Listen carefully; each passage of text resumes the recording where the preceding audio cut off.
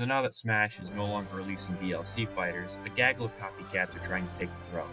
We all saw Nickelodeon try and sort of fail, but they're getting somewhat better now. So now we're seeing player-first games, and Warner Brothers have a crack at it with MultiVersus, the first platform fighter ever to adopt the free-to-play model that Fortnite fans are sure to recognize. At first, I was skeptical for several reasons. For starters, the last time a subsidiary of Warner Media made a platform fighter, we ended up with this sorry excuse of a platform fighter that everybody considers utter shite. And for second, this is using the free-to-play model, which never fails in making me skeptical, because not only is the mobile market saturated with this free-to-play, pay-to-win garbage, but the borderline predatory monetization model games like Fortnite swim in always rub me the wrong way. Oh, forgive me for wanting to unlock characters rather than have to shell out money for them. Another reason was looking at the roster upon announcement felt half-baked. Like, you're telling me that you're going to have Batman and Harley Quinn, but not the Clown Prince of Crime. Also, you're going to put in Bugs Bunny and Taz, but not Daffy? And you're seriously, on God, telling me that you came up with this thing, but not include Scooby-Doo, but yet include Shaggy and then later Velma? The game's out on its first season as of the time I'm writing this, so who knows. The last thing that made me worry is the fact that this game isn't coming to the Switch as of the time of me making this video.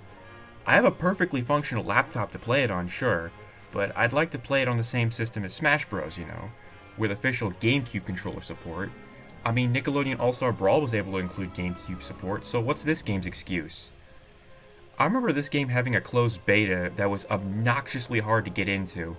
Eventually they did have open betas, but when I realized I had to watch a Twitch stream for an hour to get a code, I decided I'd just bite the bullet and pay $40 for a Founders Pack, which let me unlock a bunch of the characters right away. However, one thing that irks me is, I don't know if it's the game or my computer or the fact that I got the Steam version, but all too often do I have to fight with the damn thing to get it to load.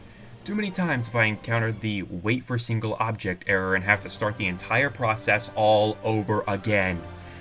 Not a knock on the game per se, but I figured I should mention it anyway. Another thing that bugs me, again, I'm not sure if it's because I'm playing on the PC version or this game specifically, but I can't seem to find a way to move my mouse out of the game while it's open, even during menus or when I'm not even playing around.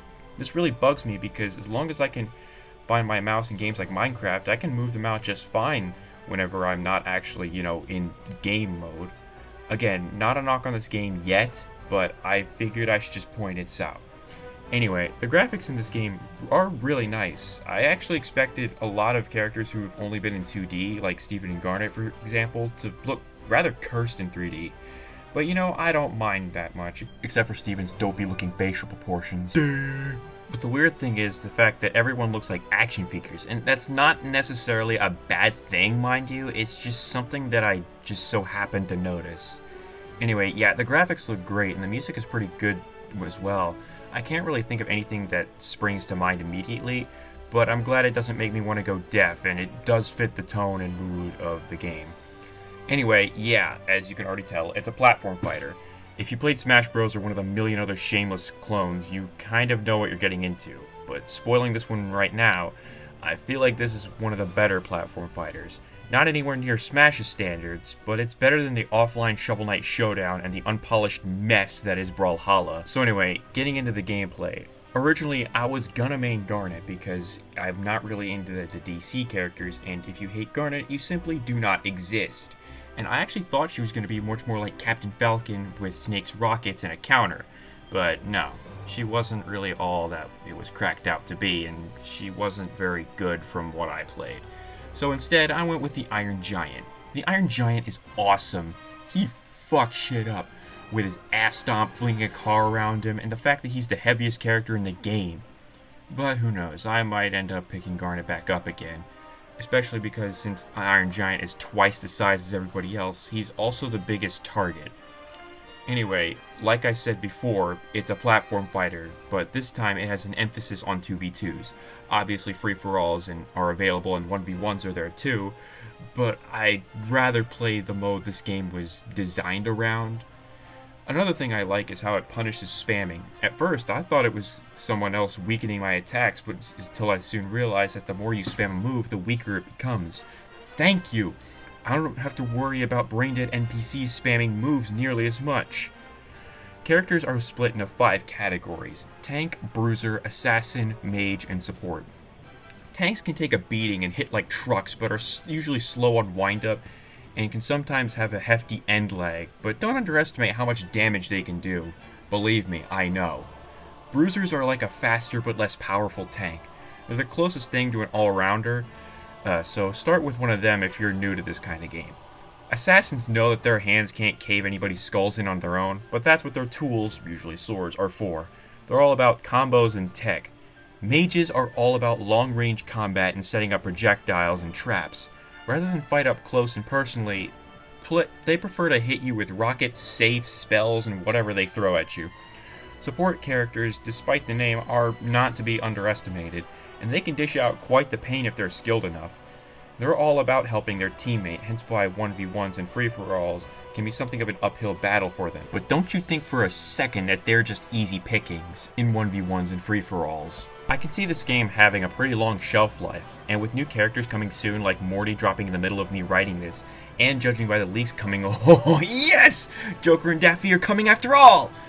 Another thing to note is that unlike Nick All-Star Brawl, this game actually has voice acting right out the gate, and some characters have unique voice lines directed toward other characters, whether they beat them, whether they're teamed up against them, or even whether they're beat by the other characters, which leads me to believe that Garnet has something against Kryptonians. However, not everyone is voiced by their original actors. Apparently Zach Callison isn't doing too hot mentally right now, and Mel Blanc's been dead for years, so what do you expect? I also noticed that there's a mature language setting in the options menu, but as far as I'm aware, the only thing that this does is just let Harley Quinn say shitburgers. Can imagine this being expanded upon in the future, so you know what that means? You can finally hear Steven say fuck. I can see this game having a good long shelf life, and I can see this game making Warner Brothers quite the chunk of change.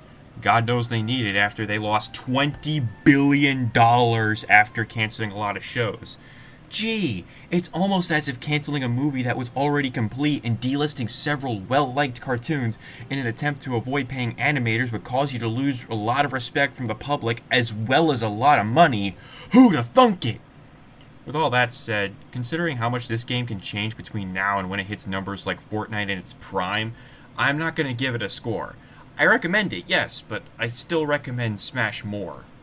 Alright, with that taken care of, let's try...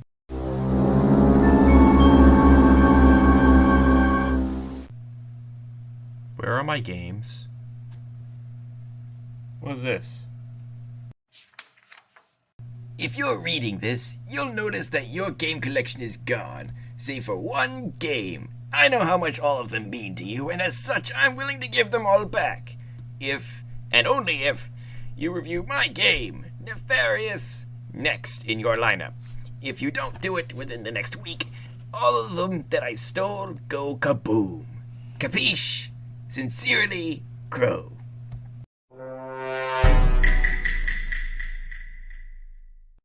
That purple rat bastard.